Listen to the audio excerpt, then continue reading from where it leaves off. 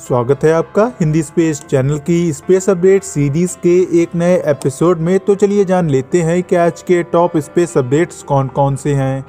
आज की पहली अपडेट नासा के SLS रॉकेट के मेन स्टेज की इंजन्स की टेस्टिंग को लेकर है। जैसा कि हम आपको अपने पहले के एपिसोड्स में ये बता चुके हैं कि नासा की तरफ से अपने SLS यानी कि स्पेस लॉन्च सिस्टम रॉकेट की फर्स्ट लॉन्च को 2021 में कंडक्ट किया जाना है और अब इसके जो मेन स्टेज के इंजन की टेस्टिंग है उसको लेकर एक नई अपडेट निकल कर आ रही है। जैसा कि आपको पता है कि ये जो SLS रॉकेट होने वाला है वह 2024 में नासा के एस्ट्रोनॉट्स को मून पर लैंडिंग करने में मदद करेगा और SLS रॉकेट के फर्स्ट स्टेज के बूस्टर्स के इंजन की जो टेस्टिंग है वो नासा की तरफ से 16 जनवरी 2021 को शेड्यूल करी गई है। इन इंजन्स की जो टेस्टिंग है उसको मिसिसिपी के स्टेनिस स्पेस सेंटर में कंडक्ट करा जाएगा और इस टेस्ट के लिए इसका जो बूस्टर टैंक है उसमें इंजीनियर्स की तरफ से करीब 7 लाख गैलन्स तक के क्रायोजेनिक प्रोपेलेंट को फिल करा जाएगा। उसके बाद इसमें लगे सभी RS-25 इंजन्स को फायर किया जाएगा और इन इंजन्स को करीब 485 सेकेंड्स यानी कि लगभग 8 मिनट्स के लिए फायर करके करीब 1.6 मिलियन पाउंड्स का थ्रस्ट जनरेट करा जाएगा। और अगर इसकी टेस्ट फायरिंग से मिला हुआ डाटा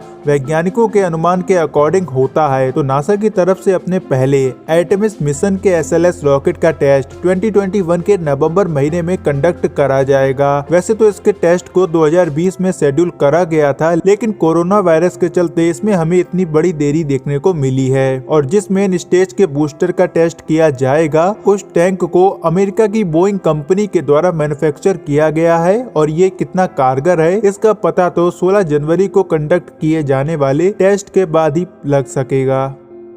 आज की दूसरी अपडेट नासा की चंद्रा एक्सरे ऑब्जर्वेटरी के द्वारा डिस्कवर करे गए एक मैग्नेटर को लेकर है। एस्ट्रोनॉमर्स के द्वारा नासा के चंद्रा एक्सरे ऑब्जर्वेटरी से मिले डाटा से एक नए मैग्नेटर की डिस्कवरी करी गई है जो कि हमारी पृथ्वी से करीब 21,000 प्रकाश वर्ष की दूरी पर खोजा गया है। और जिस मैग्नेटर की डिस्कवरी करी गई है उसका नाम नासा की तरफ से J1818.01607 रखा गया है। अब अगर आपको ये नहीं पता है कि मैग्नेटर क्या होते हैं तो आपको ये बता दें कि जब कोई सुपर जायंट स्टार अपने आप को सुपरनोवा एक्सप्लोजन में खत्म कर लेता है तब इनकी जो कोलैप्स्ड कोर होती है उनसे मैग्नेटर्स की फॉर्मेशन होती है। वैसे तो आपके दिमाग में ये आ रहा होगा कि ठीक इसी टाइप से तो न्यूट्रॉन स्टार्स का भी फॉर्मेशन होता है, तो आपका यह विचार भी बिल्कुल सही है क्योंकि ठीक इसी प्रकार से न्यूट्रॉन स्टार्स भी फॉर्म होते हैं। और ये जो मैग्नेटर होते हैं यह भी एक टाइप के न्यूट्रॉन स्टार्स ही होते हैं, लेकिन इनका जो एक्सट्रीम मैग्नेटिक फील्ड होता है वो इनको न्यूट्रॉन स्टार से काफी ज्यादा अलग बना देता है। मैग्नेटर्स का मैग्नेटिक फील्ड यूनिवर्स में सबसे पावरफुल होता है और इन मैग्नेटर्स को स्पॉट कर पाना भी काफी ज्यादा रेयर होता है क्योंकि एस्ट्रोनॉमर्स को मिल्की वे गैलेक्सी में तो ये मैग्नेटर्स आसानी से दिखाई नहीं पड़ते हैं। इन मैग्नेटर्स को स्पॉट ना कर पाने का जो मेन रीजन है वो यह है कि यह अपने फॉर्मेशन के कुछ टाइम बाद ही अपने आप को बिना कोई प्रीवियस वार्निंग के एक्सप्लोड करके खत्म हो जाते हैं। और इनको डिटेक्ट कर पाना कितना ज्यादा रेयर है आप इस बात का अंदाजा ऐसे लगा सकते हैं कि प्रेजेंट टाइम तक वैज्ञानिकों के द्वारा केवल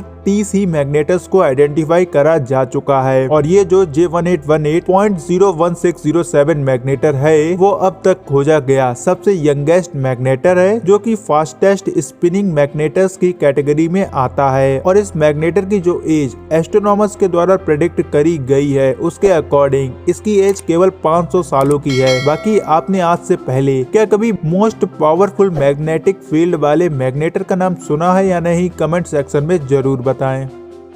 आज की तीसरी अपडेट एस्ट्रोनॉमर्स के द्वारा डिटेक्ट करे गए फारेस्ट क्वासर्स को लेकर है। अभी हाल ही में एस्ट्रोनॉमिकल जर्नल में पब्लिश करी गई एक रिपोर्ट में यह बताया गया है कि एस्ट्रोनॉमर्स के द्वारा यूनिवर्स में सबसे दूरी पर मौजूद क्वासर्स को डिटेक्ट करा गया है और इस क्वासर की अर्थ से जो दूरी है वह करीब 13.3 बिलियन लाइट ईयर्स की है। ये क्वासर क्या होते हैं और ये कैसे बनते हैं इसके बारे में आपको बताएं तो जब कोई सुपर मैसिव ब्लैक होल अपने डिस्क में मौजूद मटेरियल्स को अपने अंदर खींचता है या फिर अपने डिस्क में मौजूद मटेरियल्स को खाता है, तब इस टाइम में इसके द्वारा अल्ट्रा ब्राइट इलेक्ट्रोमैग्नेटिक बीम्स को रिलीज करा जाता है। इन्हीं रिलीज करी गई इलेक्ट्रोमैग्नेटिक रेडिएशन बीम्स को ही क्वासर्स कहा जाता है। और जिन क्वासर्स को अभी डिटेक्ट करा गया है, उनके जो सुपरमैसिव ब्लैक होल की जो रेडिएशन थी उसकी कैलकुलेशन करने के बाद वैज्ञानिकों ने यह पता लगाया है कि यह क्वासर्स जिस ब्लैक होल से निकल रहे थे वह करीब हर साल लगभग 25 सन्स के मास जितने मटेरियल को अपने अंदर इंजेक्ट कर लेता है। इसका नाम J03131806 रखा गया है। और जिस ब्लैक होल से ये निकल रहा है और जिस ब्लैक होल से यह क्वासर्स निकल रहे हैं वह बिग बैंग के होने के मात्र 640 मिलियन ईयर्स के बाद ही फॉर्म हुआ होगा। और इस सुपरमैसिव ब्लैक होल का जो मास है वह करीब 1.6 बिलियन सन्स के मास के बराबर है। और ये जो क्वासर है वह अब तक ढूंढा गया सबसे दूरी पर मौजूद एक्टिव क्वासर है, जो कि अपने फॉर्मेशन के 13 बिलियन ईयर्स के बाद भी अपने अंदर मटेरियल को इंजेक्ट कर रहा है। बाकी आप इन सब इंफॉर्मेशन से ये अंदाजा लगा सकते हैं कि जिस गैलेक्सी के सेंटर में यह सुपरमैसिव ब्लैक होल मौजूद होगा उस गैलेक्सी का क्या हुआ होगा। बाकी अगर आप इन क्वासर्स के ऊपर एक डिटेल वीडियो चाहते हैं तो कमेंट सेक्शन में जरूर बताएं।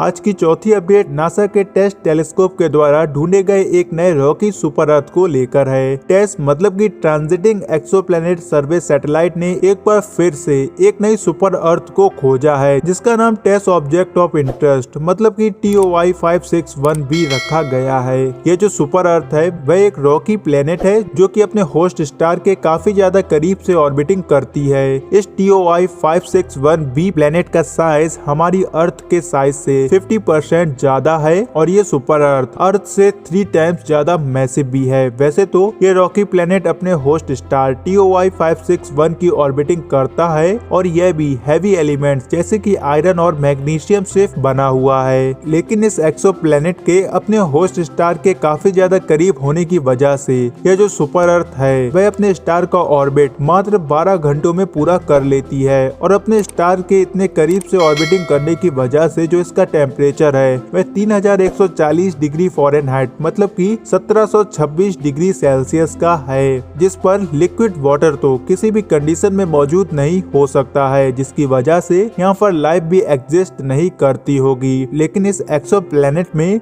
जो सबसे इंटरेस्टिंग बात है वो यह है कि इसकी जो एज है वह करीब 10 बिलियन ईयर्स की है। मतलब कि ये TOI 561b प्लेनेट अब तक ढूंढे गए सबसे ओल्डेस्ट रॉकी प्लेनेट्स में से एक है। बाकी टेस्ट के द्वारा कई सारे न्यू हैबिटेबल एक्सोप्लैनेट्स की भी डिस्कवरी करी गई है, जिसके बारे में एक डिटेल वीडियो आपको जल्दी हिंदी स्पेस चैनल पर देखने को मिल जाएगा।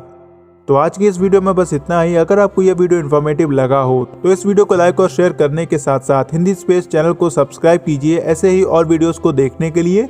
तो मिलते हैं अगले वीडियो में, तब तक के लिए जय हिंद जय भारत।